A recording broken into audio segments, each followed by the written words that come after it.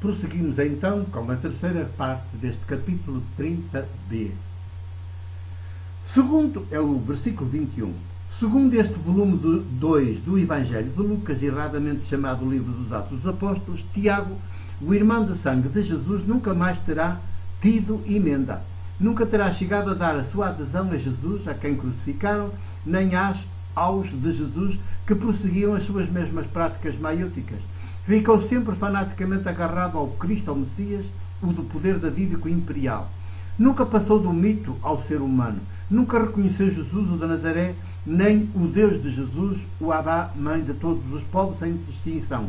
E como ele, a esmagadora maioria da humanidade, através dos séculos, e ainda hoje continua também a não reconhecer. 22.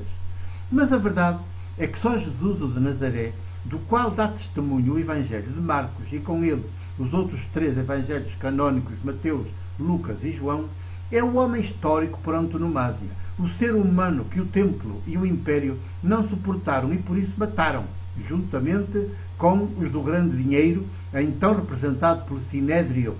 E é Jesus, apenas ele, inspirador, anunciador, praticante até para lá do limite do projeto político de Deus, a Abá-mãe, de fazer de todos os povos do mundo o seu povo, em quem ele misteriosamente habita, em permanência, povo de povos, sem templos nem altares, sem sacerdotes e sem cultos ritualizados, apenas com mesas partilhadas e práticas maiúticas que façam de cada ser humano e de cada povo sujeito, protagonista, senhor dos próprios destinos, constituídos em estado de maioridade e em comunhão permanente uns com os outros, que anda carregado de futuro. Por isso, o nosso alfa e o nosso ômega, só Jesus.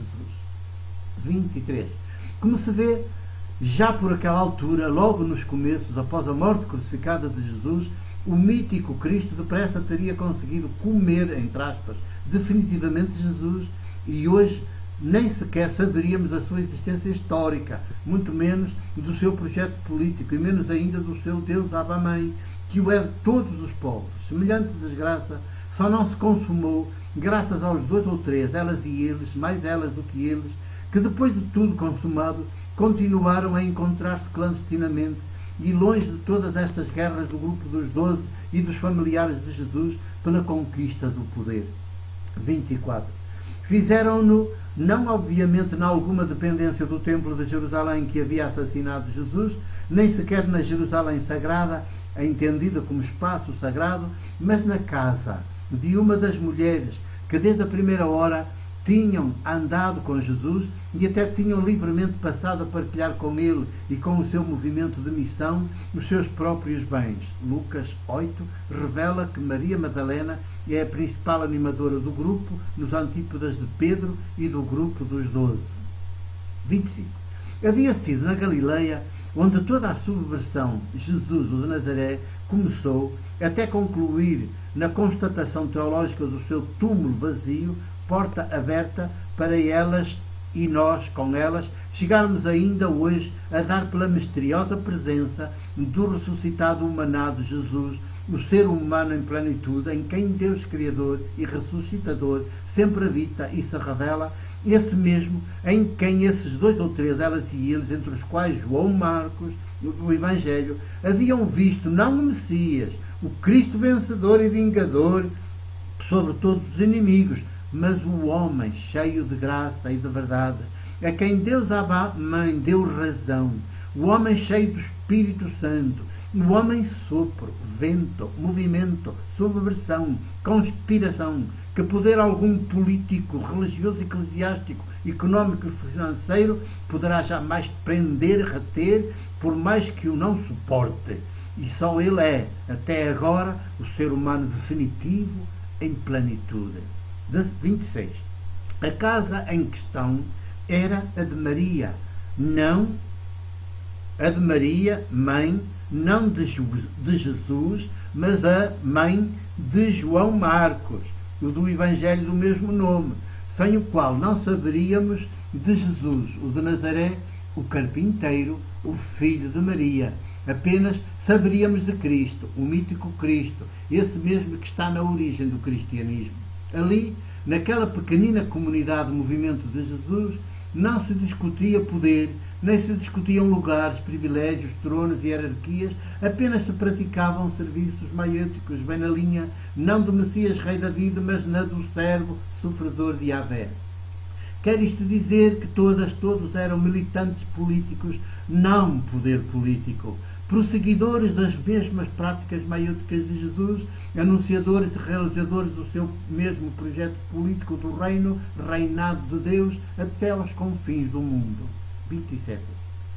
Pois bem, é à porta desta pequenina comunidade, movimento de Jesus, a quem crucificaram, a viver longe do templo e sem sacerdotes, que um dia, muito mais tarde, inesperadamente, Pedro foi bater, precisamente depois que finalmente se converteu a Jesus e ao seu projeto político do reino, reinado de Deus, e se libertou para sempre do Messias, ou Cristo do poder na linha do rei David, e reconheceu que Jesus, a quem crucificaram, é quem tinha razão, e por isso decidiu ser outro Jesus, integrar o movimento dos de Jesus, a boa notícia, ao Evangelho, uma revolução em toda a linha e com a força de um tsunami, vem relatada no segundo volume do Evangelho de Lucas, Atos 12. 28. Vale a pena ler na Bíblia, mas não esqueçam que o relato é sobretudo teológico. A prisão, entre aspas, de que se fala é a ideologia do Cristo Messias davídico, um mito que, sob múltiplas formas, tem levado à prática de todas as barbaridades que se conhecem pelo poder, religioso e eclesiástico incluído, ao longo da história, então representada, praticada e imposta por Herodes, tetrarca ou pequeno reizete. O contraste com a Igreja de Jerusalém, presidida por Tiago, e esta pequenina comunidade, movimento dos de Jesus, é total.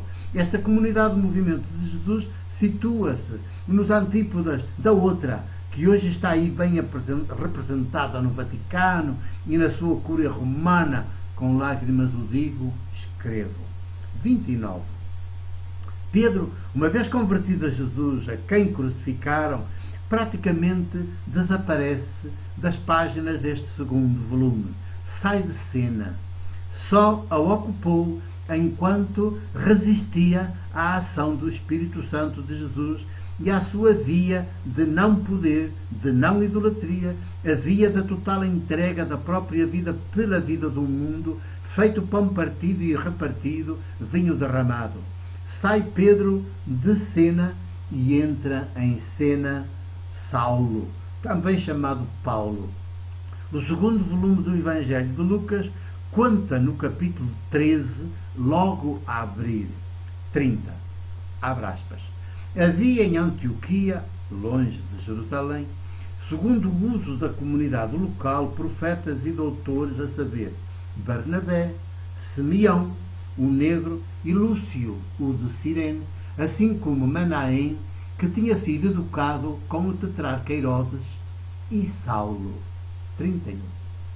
Infelizmente, sempre nos levaram a ler os textos do Novo Testamento como piedosas anedotas, histórias a encantar, relatos maravilhosos de encher o olho e o ouvido.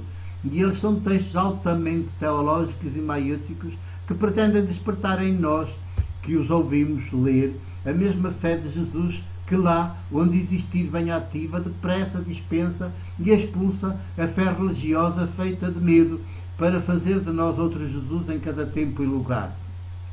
Neste aspecto, as nossas traduções e edições da Bíblia são verdadeiros atentados à inteligência humana e até causa de ateísmo, tamanha é a infantilidade que os atravessa.